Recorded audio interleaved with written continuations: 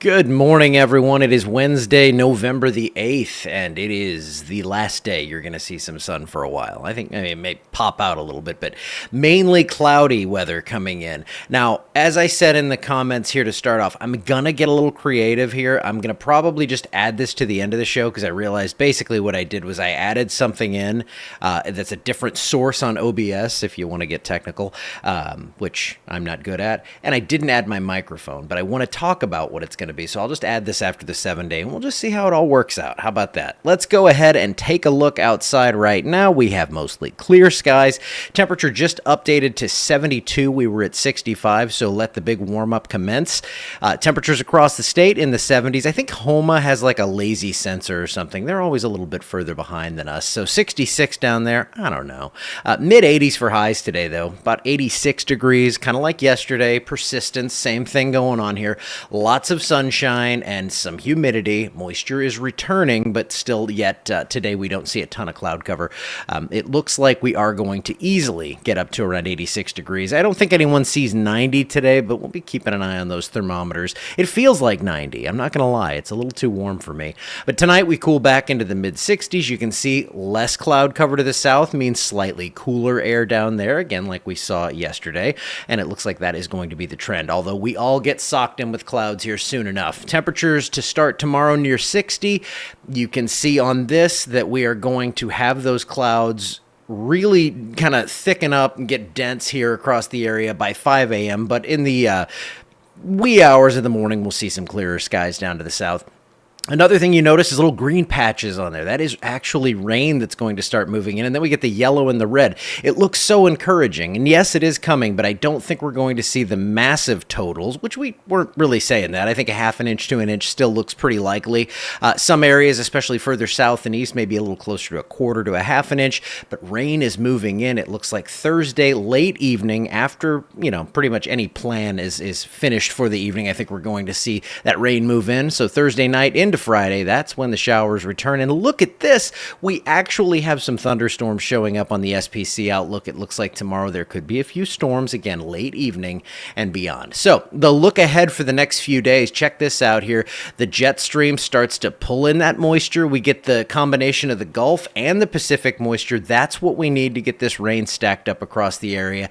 And this is a spoiler alert, kind of what I'm going to go further into the future on to show you our pattern shift that I think is coming into the area here in about 10 days or 7 to 10 days. We're going to talk about that at the end of the show. But an active southern stream of the jet stream, that's what we've been waiting on. That is the hallmark of an El Nino year. It keeps things cool, not incredibly cold. It keeps things very wet. And looking at some analog years, we should start to kick into gear here with the rainfall coming up in, just a couple of days. Quarter inch of rain, Alexandria. This is through Friday. These numbers are going to look lower because I'm not encompassing the entire 7-day, but I'm going to switch over to that in just a second.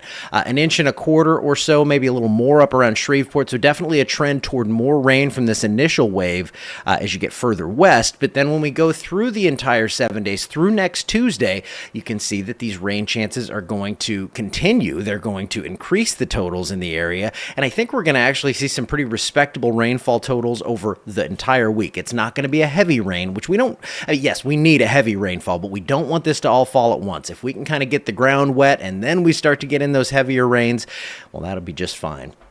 And looking at the percent of normal over the last 30 days, I've been harping on this over the last few days. We have 8% here, 8 to 10, 8 to 20% pretty much across the area. We haven't seen rain. We need it desperately. And the 7-day forecast does show this rainfall. Let's go ahead and take a look at that glorious 90% on Friday. Temperatures cool off. This is post-frontal rain, so that keeps the severe chances very low. In fact, I think they're just out of here. Veterans Day, we're going to keep a rain chance in. Actually going to increase that a little bit from what I had yesterday. It's going to be cool, cloudy, probably some light rain, especially as you head further south that day. Hopefully we can pull that further north. And then Sunday through Tuesday, models are kind of all over the place here. It just depends on if we get these disturbances to rotate through the area. And I think we're at least going to see some level of rain chance each day into the middle of next week. And we're going to be watching this closely and updating every day, actually twice a day. I update in the morning, Tom does in the evening. So now, if you want to stay tuned for the bonus coverage, I'm going to go and I'm going to do something here. It's going to stay live. I'm probably going to go totally quiet here for a minute, but then I'm going to talk to you about that pattern change. And I'm going to see if I can adjust OBS on the fly. So don't go anywhere. Just a second. Mm-hmm.